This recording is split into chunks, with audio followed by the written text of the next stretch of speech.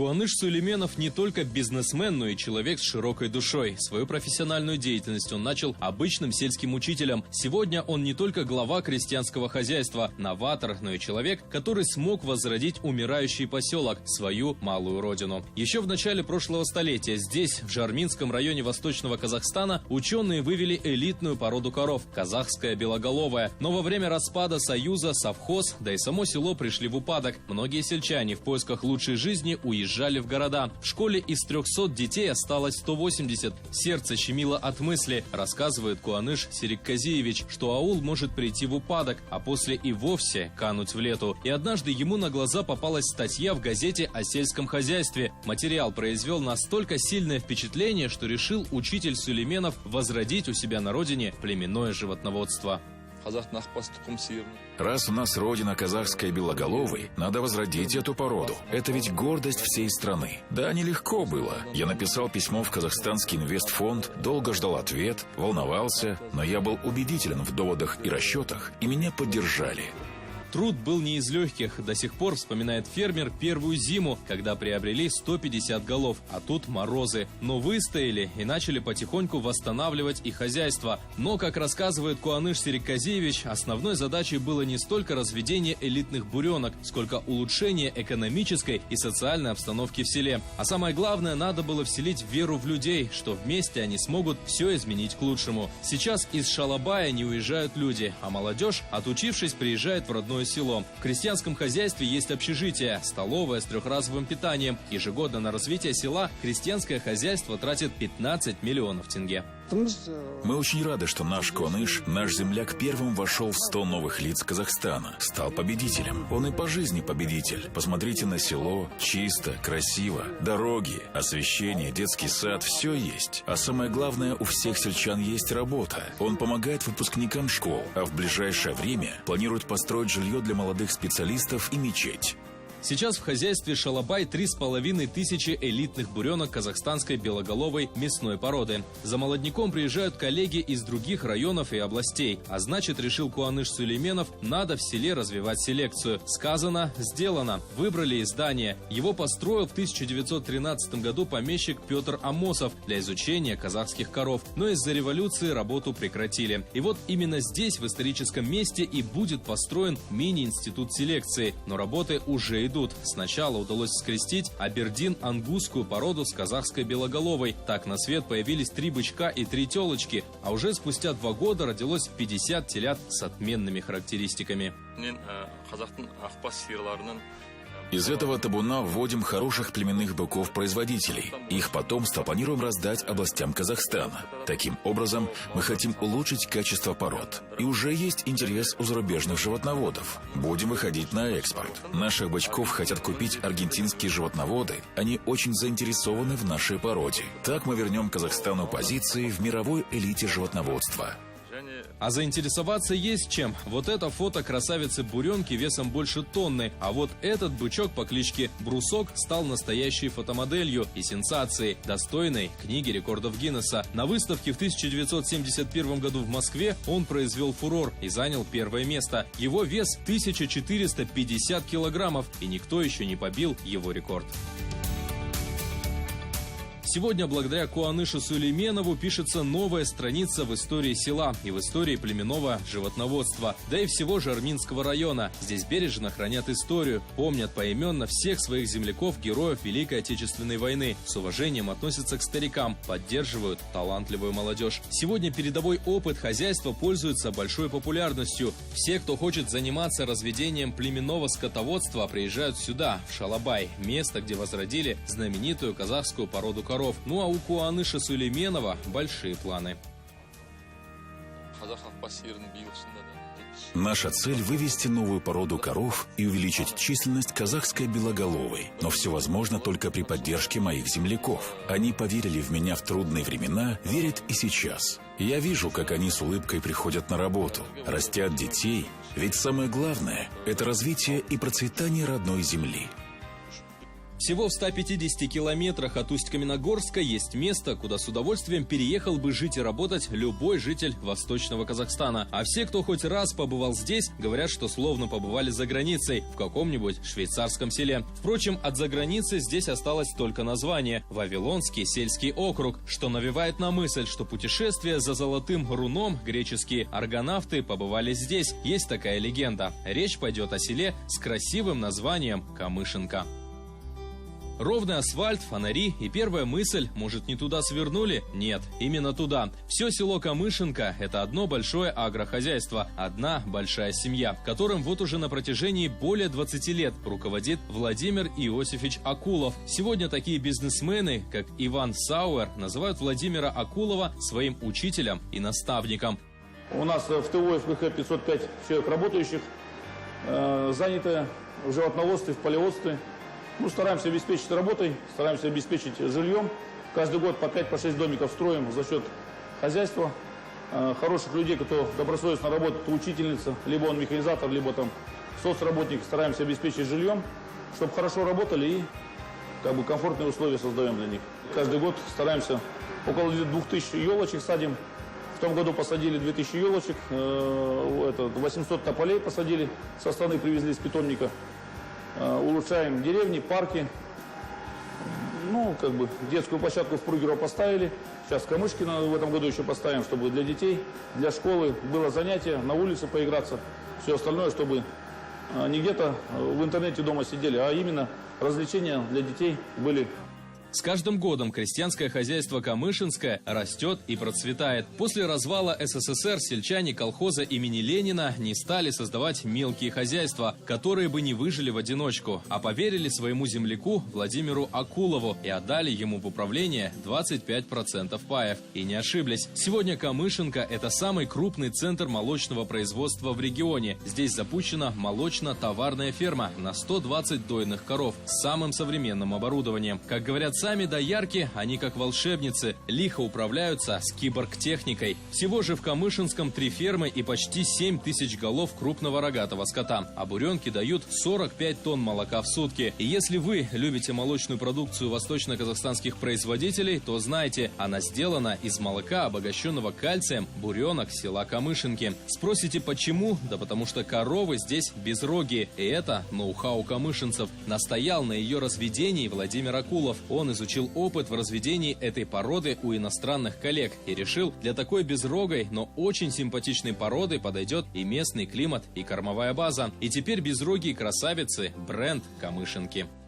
Но всего бы этого не было, говорят сельчане, если бы не новатор Акулов. Сегодня, благодаря его хватке и умению, село процветает. Школьные обеды для детей бесплатные. В селе работает детский сад, дом культуры, спортивный центр, музыкальная школа, есть свой зоопарк. В селе чистота и порядок, асфальтированные дороги и освещение. Прекрасная больница с самым современным оборудованием. И у сотрудников камышинского хозяйства зарплата от 120 тысяч тенге. Но, как говорит Владимир Иосифович, все его проекты так и остались бы проектами, если бы не люди. И именно для них сегодня в Камышинском созданы и создаются все условия.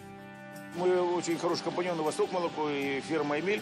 И мы с ними давно работаем. Вот с полным запуском этой фермы рассчитываем увеличить где-то на тонн 7 молока. Плюсом тонн 7 молока доить. Ферму построен за счет собственных средств. Посмотрите, какой ведется учет. Здесь у нас интернет, сразу селекс. Работаем с системой селекс, передается сразу телефон.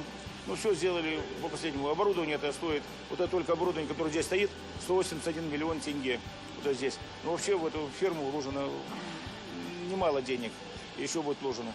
А заманить специалистов в село – мечта любого фермера, и осуществить ее могут немногие. 3 года аграрии ждали эффекта от программы с дипломом в село, но приехали лишь единицы. Немного поработав, многие даже уезжали. Выделяемого поощрения на покупку жилья молодым специалистам не хватало. Снимать дорого, приобретать развалины накладно. Поэтому Владимир Акулов решил подойти к проблеме с другой стороны. Ведь ему позарез нужны агрономы, зоотехники, ветеринары. И он один из первых поставил построил у себя сам на свои деньги 11 домов со всеми удобствами и водопроводом. Многие говорили, пустая затея, но время показало, что хозяйственник Акулов был прав. А пока строились дома, Владимир Иосифович не терял время, а искал специалистов, предлагая им, как нынче модно говорить, хороший социальный пакет – жилье, работу и экологическое чистое село. Одним из первых новоселов стал Ернар Миндыбаев. Он работает на ферме сварщиком. Когда им с женой, а супруга у Ернара врач, предложили приехать на работу в село, и не просто приехать, а поселиться в собственном доме, согласились, не раздумывая. Сегодня им завидуют даже друзья. Сразу после учебы они стали настоящими дома- и землевладельцами.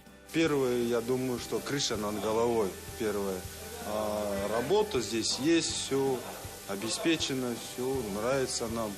Соседи Ернара Ольга и Владимир Ручейкины. Он механизатор от Бога. По звуку мотора может определить модель трактора или комбайна. Такие в селе на вес золота. Она работает в сельском дворце культуры. Учит местных детей, да и взрослых вокальному и хоровому пению. Создали даже свой художественный коллектив. О том, что сразу станут обладателями трехкомнатного дома, и не мечтали. Уже все распланировали, уже мебель покупаем. Первая мебель уже готова, стоит, ждет своего часа. Только зарплаты и жилья тоже бывает мало. Из дипломированных зоотехников, агрономов, ветеринаров в село возвращается только треть. Молодежь хочет жить в ногу со временем. Там, где можно не только работать, но и развиваться, весело проводить время. А в селах двери домов культуры обычно заколочены или вовсе на их месте стоят руины. А Камышинки этого не скажешь. Ну, у нас тоже есть развлечения, у нас есть свой дом культуры. У нас дискотеки проходят, танцевальные кружки, хореография, ИЗО, все что угодно. Ежегодно крестьянское хозяйство Камышинское вкладывает 50 миллионов тенге в различные социальные проекты. Своим сельчанам дают беспроцентную суду. Наверное, именно поэтому из Камышинки не уезжают, а наоборот приезжают люди. Большую работу проводят это и по социальной ответственности бизнеса, как в своем округе, так и в районе. То есть на их плечах лежит как большая работа и по благоустройству тех населенных пунктов. Это село Пругерово, село Камышинское, где именно дислоцируются данные хозяйства. Примером хотелось бы сказать, что буквально в позапрошлом году за счет средств хозяйств было проведен ремонт и открыто 2 группы детский сад в селе Камышинка. То есть это полностью за счет средств хозяйства. Кроме того, проводятся ремонтные работы как дорог, так и объектов социально-культурного назначения в этих округах. Это опять же все за счет средств именно хозяйств. Ну и на регулярной основе оказывается материальная помощь уязвимым слоям населения. В общем-то, очень огромная работа, именно благотворительная, проводится руководством данных сельхозформирований. Есть хорошая традиция в этом селе, это когда дети в свободное время работают в крестьянском хозяйстве. Они непосредственно получают заработную плату, а потом, конечно же, самое главное и, наверное, самое приятное, это то, что отдельно от заработной платы есть личная премия главы крестьянского хозяйства. Он ее сам лично вручает и благодарит детей за то, что они работали. Вот это огромный стимул для того, чтобы ребенок знал, как растет хлеб и как сложно и трудно этот хлеб вырастить, и потом его как он доходит до стола, до школьного стола, для дома. Я бы хотела поблагодарить Владимира Иосифовича и за то, что есть такой неравнодушный человек. Если он обещает, он сразу делает, я имею в виду главу крестьянского хозяйства. Если надо, в местную эту пекарню построили, там хлеб свой, если надо, они берут под зарплату. Если надо, они здесь в местной столовой, мало того, что они кормят этих рабочих, тут они еще и могут набрать и котлеты, и пельмени, все свежее, все вкусное. Попробовали бы, они невкусно сделали. Я люблю свое замечательное село. Село у нас обалденное. Я рада, что я живу в этом селе. У нас прекрасные дороги, детский замечательный парк. Сейчас обустраивается школа, будет новое отопление, новый сайдинг для школы. Работает дом культуры, работают магазины, почта, кружки для детей. Я отсюда не собираюсь уезжать, никогда не уеду. Здесь моя родина. А с недавнего времени Камышинская стала своеобразным агроцентром. Сюда на День поля съезжаются аграрии со всей страны. Поделиться опытом, рассказать, посоветоваться, поучиться. Новые технологии, как считает Владимир Акулов, позволят натуральной казахстанской сельхозпродукции занять достойное место на мировом рынке. И он делится с коллегами своими наработками, помогает молодым фермерам делать первые, но уверенные шаги в агробизнесе. И в планах у Владимира Акулова благоустроить новую ферму, посадить хвойные деревья, достроить еще 4 дома для молодых специалистов. Как говорит Владимир Иосифович, я хочу, чтобы Камышинка стала лучшим селом в Восточном Казахстане, и я этого добьюсь.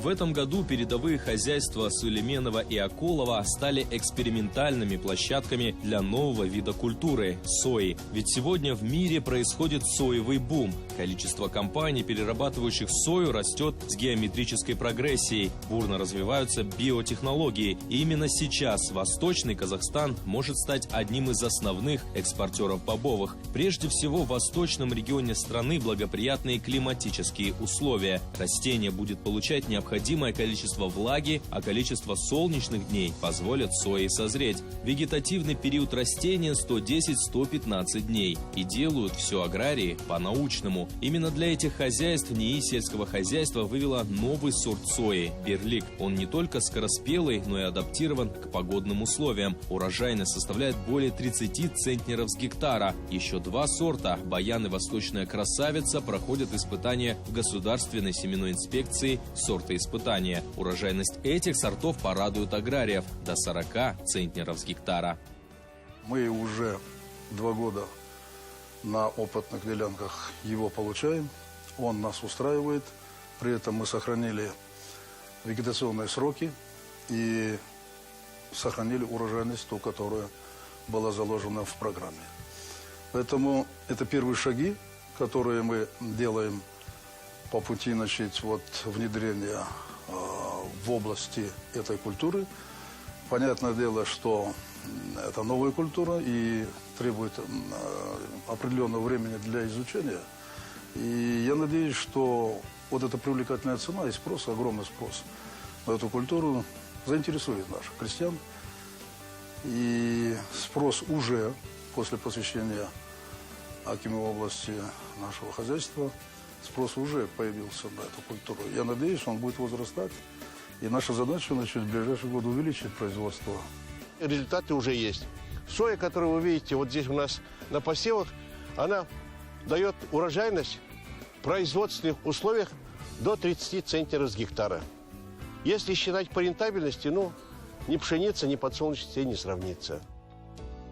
Ежегодно в мире доля людей, преимущественно потребляющих пищевые продукты на основе растительного сырья, увеличивается. И здесь соя занимает лидирующие позиции. Высокое содержание растительного белка 40-41%, который по своему качеству весьма близок к белку куриных яиц, мяса и молока, делает продукт еще более привлекательным на мировом рынке. В пользу сои говорит и наличие в ней незаменимых аминокислот, которые отвечают за обновление клеток организма, пищевые волокна, витамины, а также микро- и макроэлементы. И как говорит Владимир Акулов, казахстанская соя, в отличие от иностранной, не является генно-модифицированным продуктом. Экологически чистая натуральная соя будет особенно цениться на мировом рынке. А значит, новый эксперимент растениеводов обязательно будет успешным, ведь аграриев поддерживают ученые-селекционеры.